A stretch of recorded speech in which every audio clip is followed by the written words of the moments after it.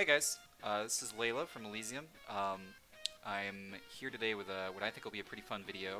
I'm going to be going over the clear VOD of one of our clears playing Dark Knight on 08 Savage, and the purpose of that is because Dark Knight's a bit of a meme right now. However, I do feel it is pretty strong defensively on this fight, and I kind of want to showcase my experiences and findings and uh, highlight maybe some of the weaknesses and strengths of Dark Knight in this fight, because while it pales offensively in comparison to Warrior and Paladin, um, if damage is not a concern, it's a pretty decent option for this encounter. So hopefully we'll be able to sort of identify what its strengths are in this fight as we go through it. Now, I am not the greatest Dark Knight in the world. Uh, I am not nearly as experienced on it as I am Warrior. I have 4 years of Warrior under my belt. I have maybe like a year of actually taking Dark Knight seriously. Um, so I do make mistakes in this video. I will highlight them. However, the purpose of this video will be to talk about my experiences as Dark Knight anyway. So it's all encompassed in the great package of everyone learning. So let's get started. I highlighted a little bit earlier that I think defensively Dark Knight's a really powerful option for this fight. To give a skeleton of why I feel that way, I think that the 60-second Dark Mind plays a huge role in their ability to save cooldowns for other mechanics. You're gonna see me Dark Minding pretty much every Wings of Destruction and using Dark Mind exclusively on it, which allows me to not only stay out of grit for it, but it also allows me to save ramparts and shadow walls for ultimate braces that aren't invulnerability. So to start the pull, I do a Dark Arts Power Slash opener just to get a large lead on threat. If I was going to do a TPN pre-pull, it really does need to be pre-pull on this fight, because he animation locks and your TPN, if you don't do it before the end mend, goes completely dry and wasted. The first Tank Buster here is pretty inconsequential. I do save my TBN for it, and I do have a Rampart rolling from the ultimate into it.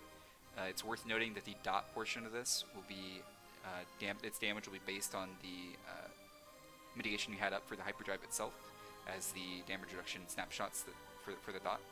So keep that in mind when mitigating Hyperdrives. Overall, the dots are pretty inconsequential.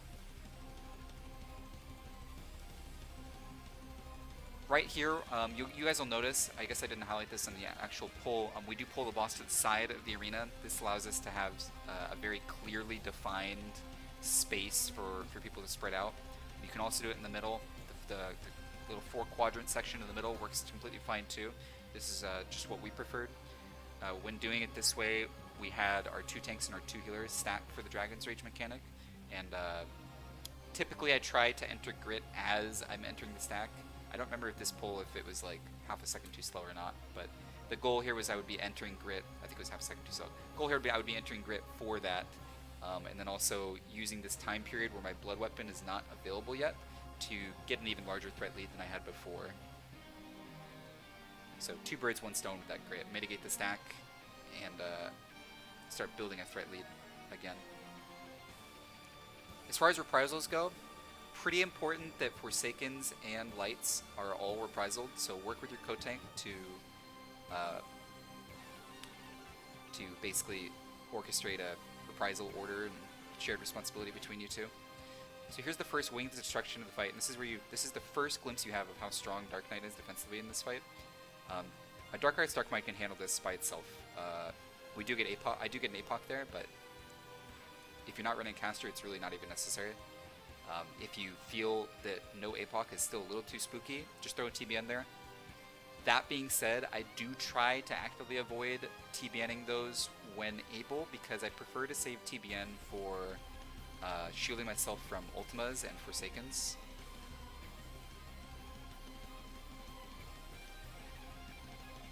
So most Light of Judgments are going to be my reprisal the way we have it sorted out.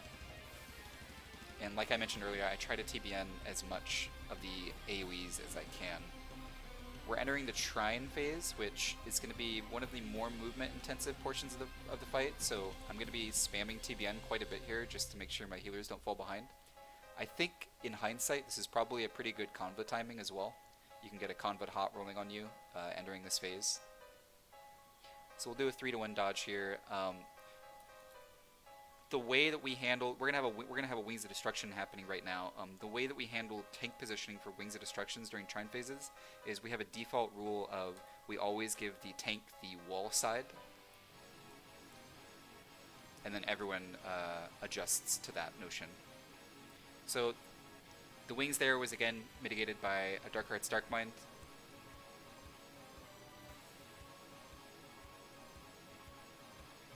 We have an Ultima into a Party Soak mechanic here. This is the first Party Soak into Ultimate Embrace combo that we're going to be dealing with. Mine and Nepu's goal for the Ultimate Embraces is we want to super cooldown 1, 3, and 5, and we want to invuln 2 and 4. By super cooldown, I basically mean stacking ramparts with 3-minute cooldowns.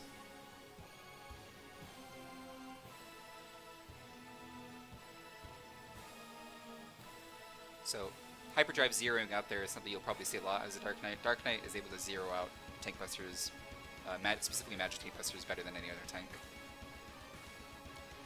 I do try to keep the boss center for every phase transition, just because of the way we do our movement strategies. And like we mentioned before, make sure every single Forsaken and Lights is reprisalled. So we're entering the Meteor Forsaken phase right now.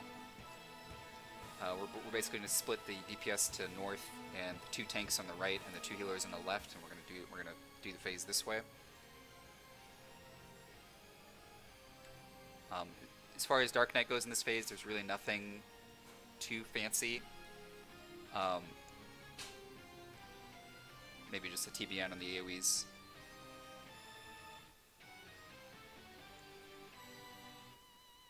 So now we're heading into the second quadrant portion of the fight, where we're going to be splitting up into our quadrants for the Celestriad. You can either grit this stack if you're doing the 4-man stack here with the tanks, you can either grit this or TBN this. I think it's a pretty easy TBN, so I don't need to worry about grit. With the amount of gritless we've been playing, make sure that your threat tools are being utilized properly. It's around this point that if you weren't utilizing threat tools, you'd really start to be falling behind on threat and probably have already lost it. So we're entering the Trine phase now, the big Trine phase, excuse me, and typically what mine and Nepu's goal would be here is we'd do a tank swap, and this would be a hollowed. We had a bit of a Space Cadet moment, and the provoke came late, so you'll see how that pans out, but we can talk about what was supposed to happen here. So ideally the boss would be on Nepu right now. We would do the Party Soak mechanic. Remember that we have a rule that we always give the Wings tank, main tank, the wall side, so I'm going to move into the wall side. Nepo and I at this point have completely forgotten about the fact that we wanted to tank swap, so we're going to have to sort of do an on-the-fly audible here. This is now going to be my LD when previously this was his HG, so we'll have to account for that.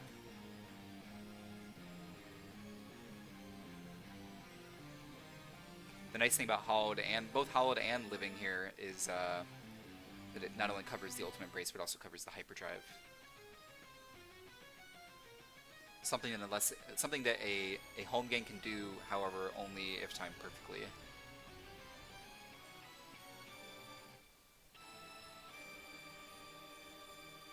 So we're going to reorientate the boss to middle. We're entering what we call the knockback towers set. This is truly where you can see the strength of involving the 2nd and 4th Ultimate Embraces. You're going to see that we have our 3 minutes and Rampart available for this Ultimate Embrace that we're going to share in the tower. We like to share this one instead of involving this one just because we're already next to each other for the tower anyway. It's just kind of intuitive.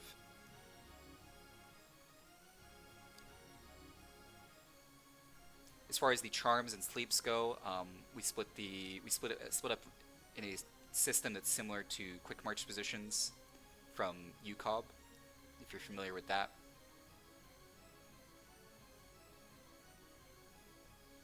Dark Knight's role in this Forsaken phase is basically to deal with the Wings of Destruction here. And as a Dark Knight, it's very simple. You can Dark Arts Darkbind, throw TBN if you need.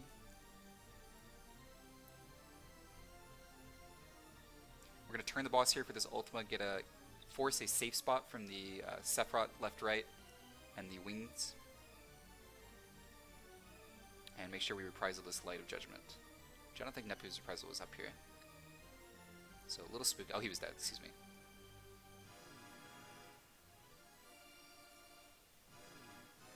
So now we're in a portion of the fight that you could sort of call a rinse-repeat, however the ordering of mechanics is a little bit different. We're going to be entering a small Trine dance here. Just find a 3-to-1 dodge while dodging the Wings left-right. And then we have a Wings of Destruction bait, so I will remain on the wall. The party will move. Now, I didn't have Darkmind there because of where I utilized an earlier Darkmind, so that's actually a mistake. And as you can see, we completely forgot that the Hallowed tank swap got messed up before. So we again messed up the 4th Ultimate Embrace, similar to the second one. But I had Rampart rolling, and I just went Grit to accommodate for that. So he has Hollowed Up, and I had already shirked at this point, so he's going to take the Hyperdrive. Actually, there's no Hyperdrive here. The Hyperdrive comes after this big Trine combo now. So we have a big Trine dance, and immediately after this big Trine, we'll have a Hyperdrive that he'll most likely just mitigate with Shellstrom.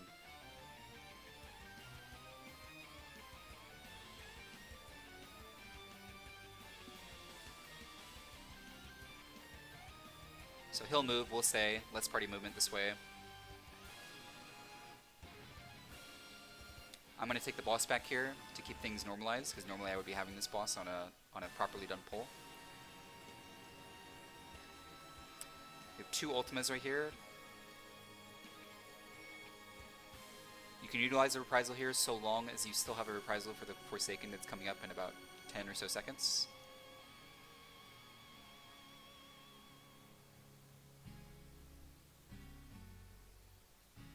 And now we're going to do a repeat of the knockback towers. One thing that I want to highlight here is that I'm going to over-mitigate these knockback towers, and it's going to force me to enter Grit later as a result, and I'll highlight why. So for these knockback towers, you really don't need to Darkmind this as a Dark Knight.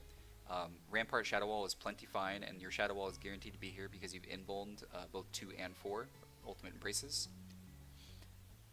I over-mitigate this with a Darkmind that is completely unnecessary, and that's going to mean my Darkmind is not going to be available for the Wings of Destruction that's coming up in about 30 or so seconds. Not even 30. After every knockback set of towers, I do prefer to pull the boss out of the middle. It gives my melee a little bit more room to work with, and healers a little bit more room in their tower away from people. We put the healers in the middle tower, and the DPS on the side towers. So this is the lack of Darkmind I was talking about. I saw that I didn't have Darkmind because I used it on the tower, the knockback tower, Ultimate Embrace. So I did have to enter Grit there and use a TBN there that shouldn't have been necessary. So if you remove that Grit from the equation, you can see that you really don't need Grit at any point in this fight outside of threat. The Dark Knight toolkit is extremely powerful for mitigating what Kefka throws at you.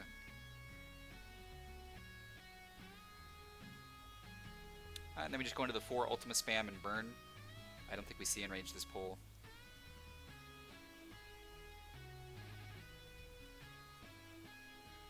And down goes Kefka. Overall, I actually think it's a pretty enjoyable fight as Dark Knight. It lacks the damage that my warrior outputs, however, it's a very safe and sturdy option should damage not be a concern for you. And I was rewarded with a Diamond Greatsword.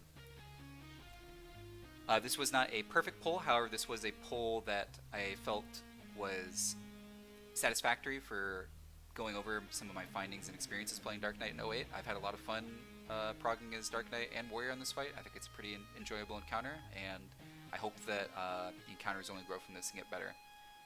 Alright guys, thank you for watching. I hope you enjoyed a little bit shorter of a video than you guys are probably used to from me, but hopefully a good one nonetheless. Take care, guys.